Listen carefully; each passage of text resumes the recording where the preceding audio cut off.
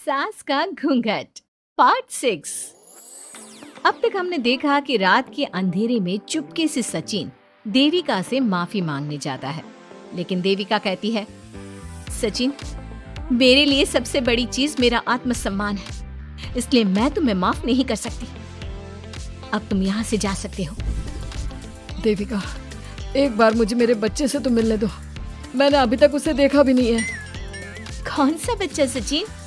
वही बच्चा जिसे तुमने और तुम्हारे बाप ने अपने घर के अंदर तक नहीं घुसने दिया। आज अचानक बच्चे की याद कैसे आ गई? देखो सचिन, चले जाओ यहाँ से। मेरे बच्चे के सामने और मेरे सामने फिर कभी मत आना। सचिन जब घर जाता है तो घर के सभी आदमी उसे डांटने लगते हैं। इतनी रात को कहाँ गया था सचिन? देविका से माफी मांगने। तुझे शर्म नहीं आई अपनी बीवी से माफी मांगते हुए? घर की इज्जत का कुछ ख्याल है कि नहीं?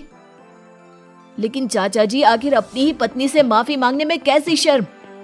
लो जी लो, नवाबजादे पूछ रहे हैं कि कैसी शर्म। अरे मुझे अभी तक यह समझ में नहीं आता कि देविका तेरी पत्नी है या तू देविका की पत्नी है।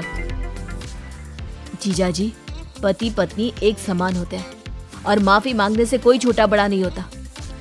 काश मैंने पहले अपनी पत्नी का साथ दिया होता। आज मैं आखिरी बार आपको समझा रहा हूँ कि आप सब भी अपनी पत्नियों से माफी मांग लो। देविका ने तो मुझे माफ नहीं किया, शायद माँ, चाची, भाभी और दीदी ही आप सबको माफ कर दे। सचिन सभी को समझाने की बहुत कोशिश करता है, लेकिन कोई भी उसकी बात नहीं सुनता। वहीं दूसरी ओर सुजाता के हाथ का बना खाना सारे गांव में फेमस हो गया था, तो उसने एक बहुत अच्छा सा होटल खोल दिया। देविका, मैं चाहती हूँ मेरे होटल की सबसे पहली ग्राहक तुम ही हो, क्योंकि तुम्हारी वजह से ही आज मैं अपना खुद का होटल खोल पाई हूँ।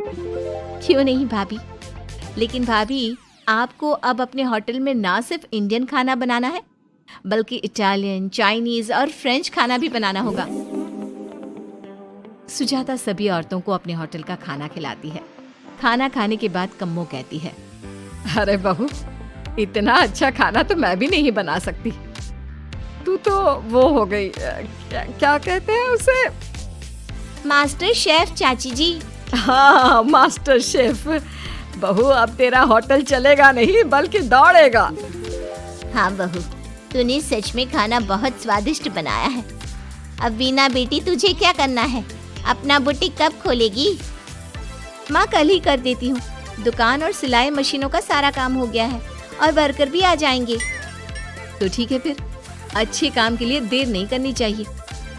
देविका, मैं चाहती हूँ कि मेरी दुकान का इनॉग्रेशन तुम करो। आखिर तुम्हारी वजह से तो मेरा बुटीक खुल रहा है। अगले दिन वीना भी अपना बुटीक खोल लेती है। उसका बुटीक भी चलने लगता है। माँ, आजकल ना कस्टमर ज्यादा हो गए हैं। बुटीक में जो वर्कर है वो वर्कर कम पड़ रहे हैं। मुझे और वर्कर की जरूरत है। बेटी, गांव में तो तुझे कोई मिलने से रहा। अच्छे वर्कर तो शहर से ही मिलेंगे। हमें भी कुछ लोगों की जरूरत है जो हमारे बर्तन शहर ले जाकर बेच सके। देविका बहू, अब तू ही कुछ कर। ठीक है माँ जी, मैं अपने पापा से बात करती हूँ। वो अखबार में इश्तेहार दे देंगे तो कई वर्कर आ जाएंगे। कम्मो और विमला के बनाए बर्तन भी दूर दूर तक बिकने लगे। सभी औरतें देखते ही देखते बहुत फेमस हो गई। अब देविका ने गांव में अपना स्कूल भी खोल लिया। सभी गांव की लड़कियां स्कूल जाने लगी। एक दिन देविका ने सभी से कहा, माँ जी, मैंने स्कूल तो खोल लिया है और गांव की लगभग सारी लड़कियां भी आ रही हैं, लेकिन कल से आप सब भी आएंगी, गांव की सभी औरतों के साथ। देविका बहू, कैसी बात कर रही है तू? इस उम्र में हम स्कूल जाते हुए अच्छे लगेंगे क्या? माँ जी, पढ़ने की कोई उम्र नहीं होती और आप सबको मैंने कितना कुछ तो सिखा दिया है। अगर आप सब स्कूल पढ़ने आएंगी तो इससे गांव की सभी औरतों को हिम्मत मिलेगी। लेकिन बहू, अब हमें पढ़ने की क्या जरूरत? अब तो हम बूढ़े हो गए हैं। चाची जी, जरूरत है पढ़ने की, और पढ़ने की कोई उम्र नहीं होती। अब देविका लड़कियों को पढ़ाने के साथ साथ गांव की औरतों की शिक्षा पर भी ध्यान देने लगी। कुछ दिन में घर की सभी औरतों के बारे में राज्य के बड़े बड़े मंत्रियों को पता चला और वो सीधा उनके गांव उनसे मिलने पहुंचे। देविका जी, आपकी वजह से पूरे गांव का नाम रोशन हो गया है। जगह जगह आपके घर की सभी औरतों की तारीफ हो रही है। हाँ देविका जी, आप सभी के बारे में सुनकर हम अपने आप को रोक नहीं पाए और आपसे मिलने आ गए। देविका जी, हम आपको और आपके घर की सभी औरतों को सम्मानित करना चाहते हैं और आपके स्कूल के लिए डोनेशन भी देना चाहते हैं। इस तरह मंत्री और गांव के सभी लोग देविका के साथ साथ उसके घर की सभी औरतों को प्रतीक चिन्ह देकर, फूलों की माला पहनाकर और शॉल देकर सम्मानित करते हैं। इसके अलावा देविका के स्कूल के लिए भी बहुत पैसा देते हैं। जिस पंचायत ने देविका के खिलाफ फैसला सुनाया था, उस पंचायत को अपने फैसले पर आज पछतावा हो रहा था। उधर घर के आदमियों की हालत और भी खराब हो रही है।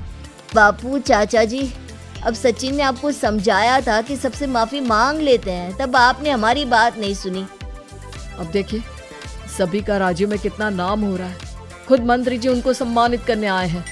बापू, मोहन और सचिन ठीक कह रहे हैं। हमारी हालत तो दिन पे दिन खराब होती जा रही है।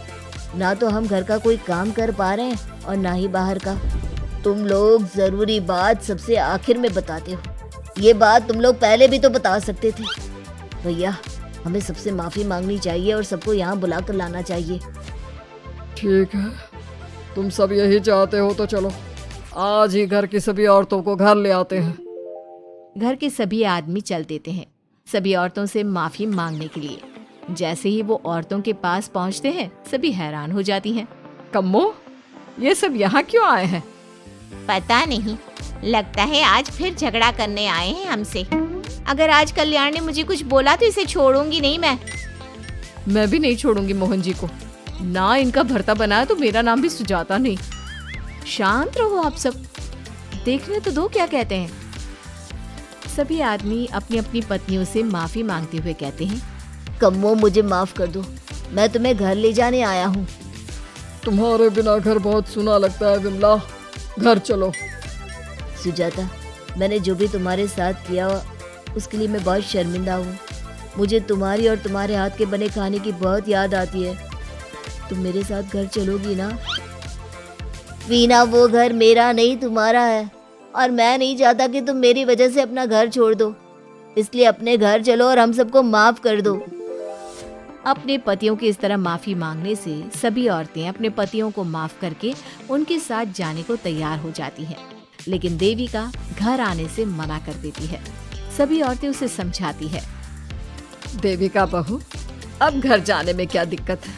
मांग तो लिए सबने माफी। देख तो सचिन भी कितना शर्मिंदा है।